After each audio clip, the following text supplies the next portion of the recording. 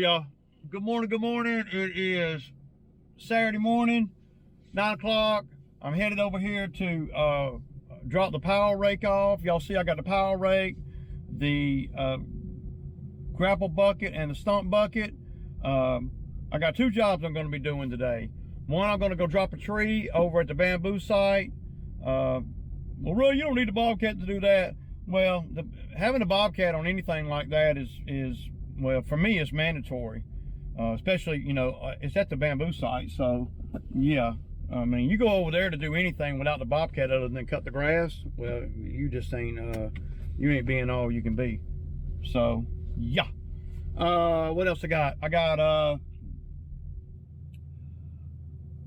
another job. Y'all have not seen the other job. It's probably going to be a 1.5 to 2 day job, but it's going to actually be a 2 day job because, well, I got to dedicate time to it tomorrow and Monday.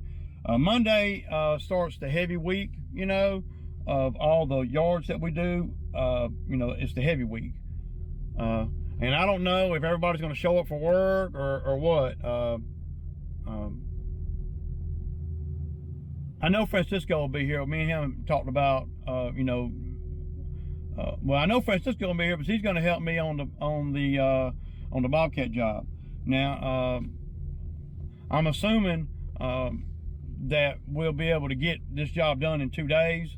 The job I'm going to now is, well, let me back up.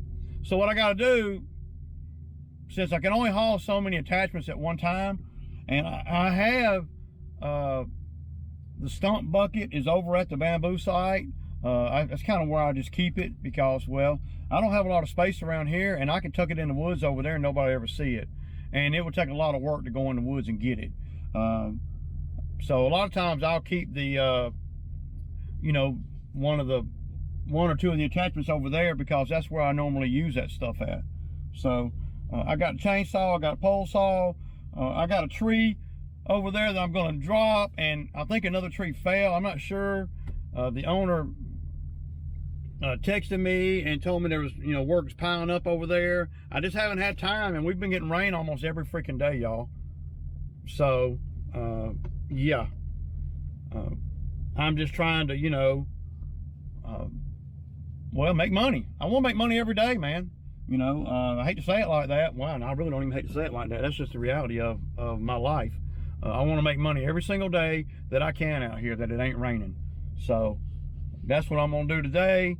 And then tomorrow, what I'll do today is, right now, I'm going over to the job I'm going to be doing tomorrow. I'm going to drop the power rake. The power rake takes up so much space on the trailer that if I were doing a lot of power raking jobs and stuff like that, then I would either build a shelving unit on this trailer or I would buy a longer trailer. Because you can only get so many attachments on a 18-foot trailer. Should I bought a 20-foot trailer? Maybe, you know. But this trailer is, you know, well, it's made me plenty of money, and normally I don't have to take 4 or 5 attachments. But as I'm learning more about Bobcat work, and everything, then I'm learning that the trailer is critical. And since I have a cover over the back of my truck, you know, then you're limited on what you can put in the back of the truck. I can't put a bucket in the back of this truck. I mean, I could, but I'm not going to do that. You know, I like to keep the back of my truck kind of clean. So, yeah. What else I got? So I'll drop the power rake off at the job we'll be doing tomorrow, and then I go back to I'll go to the bamboo site.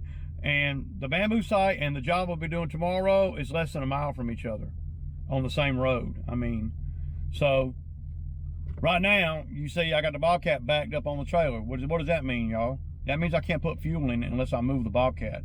And I can't move the Bobcat unless I drop the ramps. Well, I don't like dropping the ramps unless I'm getting money. Just saying. I mean, I'm just saying. If I'm gonna drop the ramps on the Bobcat, I want to be getting paid.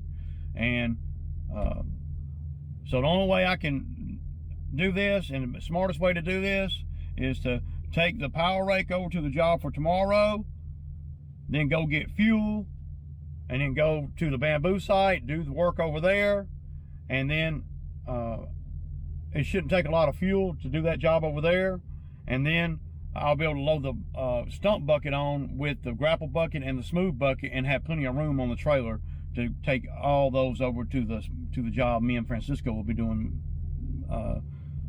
Sunday and Monday. Now, I don't know for sure that Francisco and me will be doing both, that Francisco will be out here Sunday and Monday on this Bobcat job, because if the other guy don't come to work, then Francisco's going to be in that truck doing those jobs. So that's the way it's going to have to go. I'd rather get a little bit of the jobs done on Monday, a piece, half of them done, than none at all. And then I can finish up the Bobcat job. So tomorrow, it's going to be me and Francisco at the Bobcat job all day. And so I'll be more focused and in tune with exactly what needs to get done that requires 2 people. And to be quite honest with you, there's not a lot over there that's going to require 2 people. I do like having a guy on the ground for support, but it's not something that's mandatory in every case. So okay, y'all, so I just pulled up. This is where I'm going to drop the power rake, and this is the job that I was telling you that me and Francisco are going to be working on tomorrow. So I just kind of want to show y'all what the job is and what I'm going to be doing today. I'm just dropping the power rake off, but while I'm here, I'm going to get a feel for this ground, so I kind of know what to expect tomorrow. I'm going to run the power rake up and down this driveway for about 15 minutes, y'all. Now this stuff right here is not going on the driveway. This is going to be for the pad. See what that red truck is? There's going to be a pad there they're going to make for that camper, and they're going to build. He's going to build a cover, a cover for that. So what I'm going to be doing over here is we're going to do the driveway. They're going to move that truck right there, and we're going to build a pad right down in there. Take out a few little saplings. You got to watch out though. We got power lines running through here, and any little thing. This is my buddy over here, so any little thing that I can do to, I mean, I'm going to charge what I charge, and I'm not going to charge any more or any less. So I'm going to do things over here that I probably wouldn't do if I were at somebody else's property, because this is my friend, and and I own the machine, and I can do that if I want to. Well, that ain't fair, Ray. It don't give a damn. It don't matter. This right here, I'm gonna get this out right here. That's been a big problem for them, and I can see why. So one tree that they want to take out, where did it at? Let's see. But I can't wait to put this power rake on. I want to see how hard this is in the middle. This is hard right here, and we're gonna try to, yeah, that tree right there. We're taking this tree out right here, and we'll probably take out more trees than what we're thinking right now. But I know we're gonna take this tree out, and we're not gonna be digging it out or nothing, I don't think. And to do that, we'll reach up there and cut that limb off to give us a straight drop that way. But you see, you got to be real careful, because you got a power line right there. So there's no room for really a lot of error here. It looks kind of sketchy, really.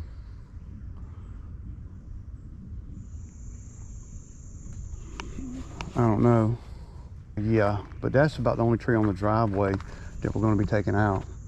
But you see that power line? We don't want to hit that power line. But if we do, I mean, it's not a major catastrophe, but it's something I don't want to do, because the dude that I'm working for over here, he can fix it.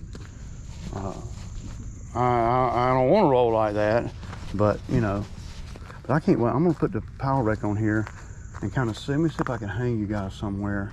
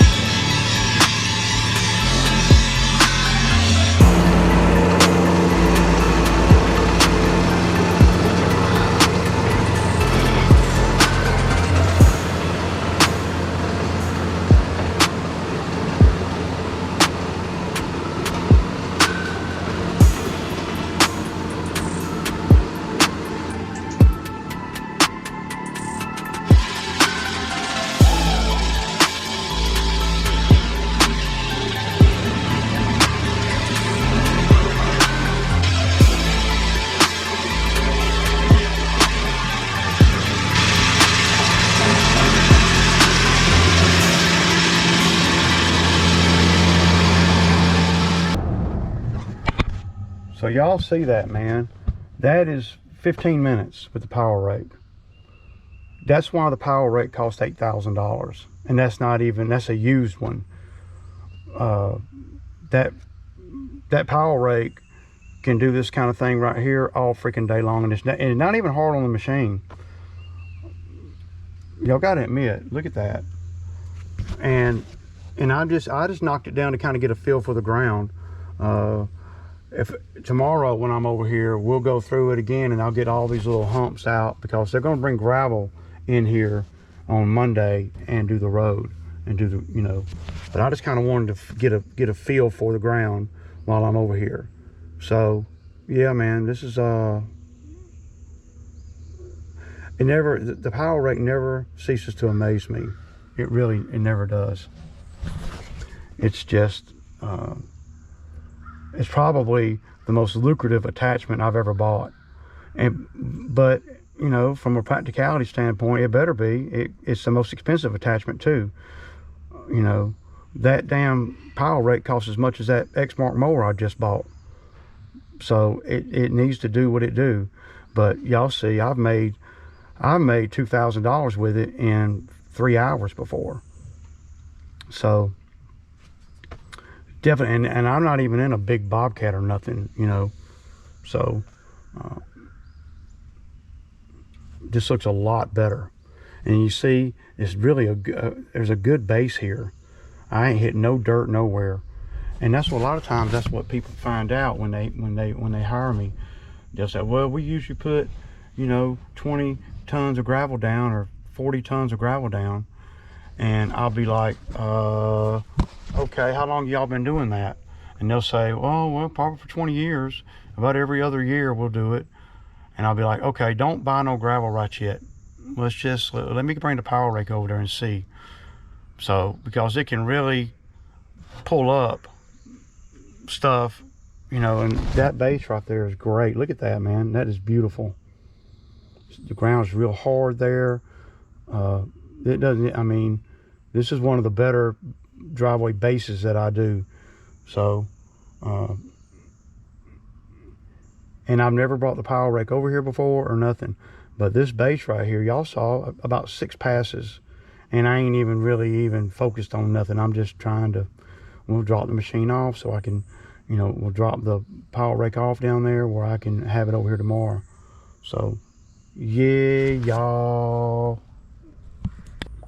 Okay, guys, so I'm over here at the bamboo site, and y'all can see where the bamboo is trying to get across the dam here. So the owner wants me to go along this ridge right here, and it's pretty steep down there, and kind of just dig some of this stuff up. I got the grapple bucket. I got a tooth bucket over here too, but the tooth bucket, my tooth bucket, it's wore out. I need to buy another tooth bucket. But this is what I'm going to use today. I don't know where I can set you guys up or anything to be able to see this, but I don't really have a place to put y'all, man. I just took all the freaking trees out. So yeah.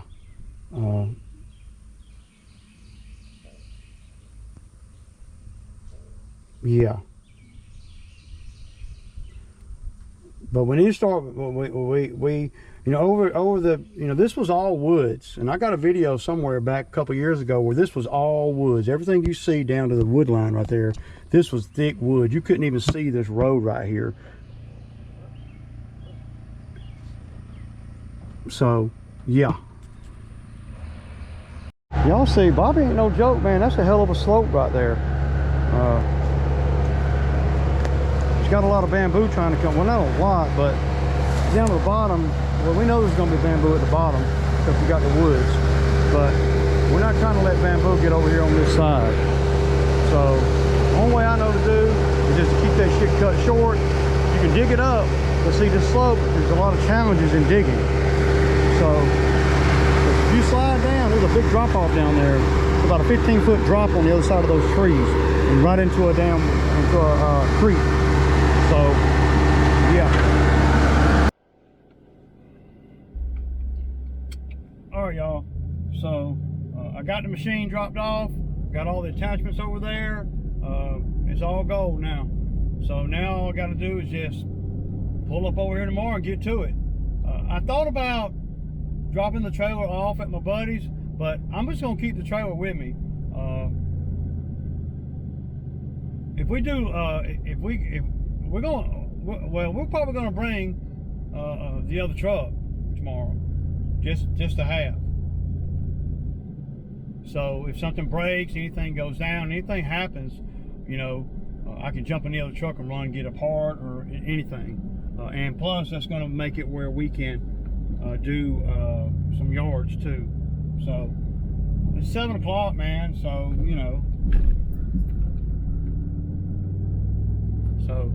I won't always get off at 2, but you know, being a business owner and you know, and all that entails, another part that you have to do that don't really get recognized by employees and stuff is like today, you know, like right now. I had to do what I had to do over there on this job right here and get everything ready for that job. Yeah, I'm making money, but if I don't do all that, then then that's gonna affect the guys at work next week. It is. So, you know, everything leads into the next thing, and my thinking and philosophy really is just try to be as efficient as you can on everything that you do. Sometimes you can,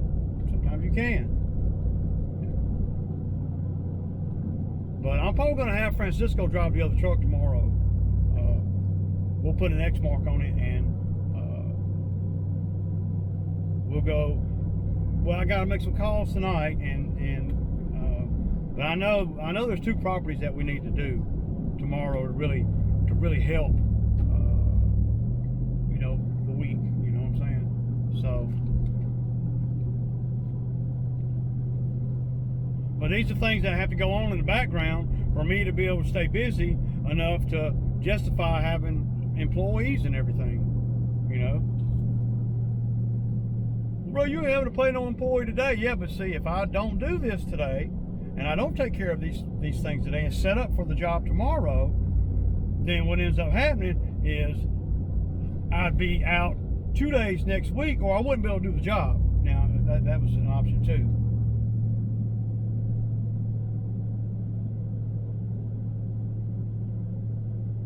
But I'm all about it. All about it. We got,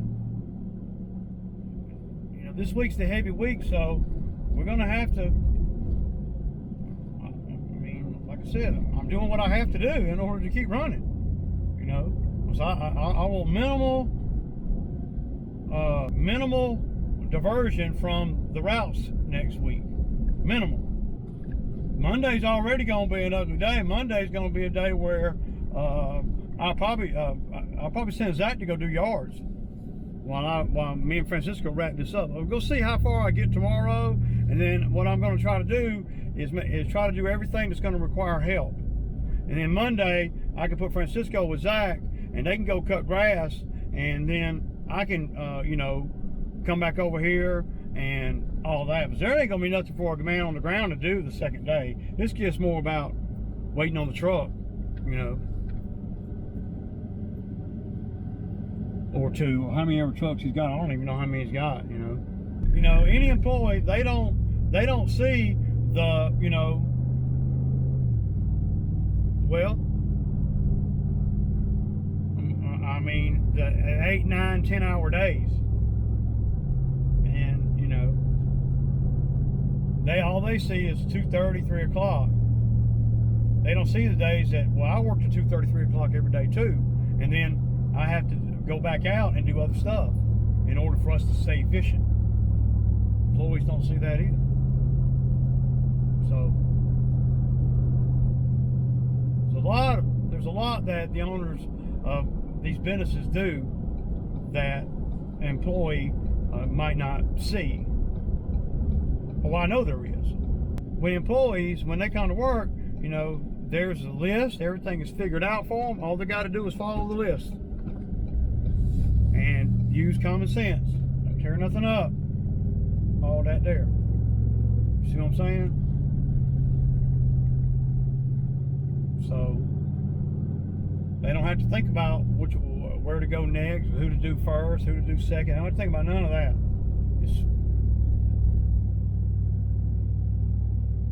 And if they follow the list that I make, and after somebody's out here a while and they are of common good sense, and I know that, only I can determine that, then I'll start listening to if they have suggestions. But at this point, we're doing the same yards for 16, 17 years. You know, I've been adding, you know, 10, you know, adding 10 a year, losing 5, that kind of thing.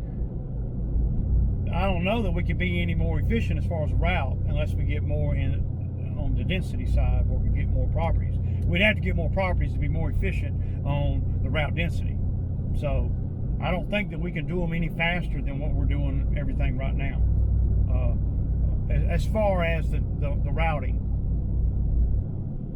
Now the properties are individual, and they're, you know, each is their own, and so each of them has their own set of challenges that we prevent, you know, try to prevent from going on, like spraying and, you know, stuff like that. And frequency is the biggest thing. See, this one's looking real good. Looking real good. See, I sprayed it. I'm going by one of the HOAs. I sprayed the whole fence, and you can tell. Because they called me and said, hey man, it looks like you didn't weed eat the fence line. And I'm like, oh, don't worry, I didn't weed eat it because we sprayed it. I said, give that spray 3 or 4 days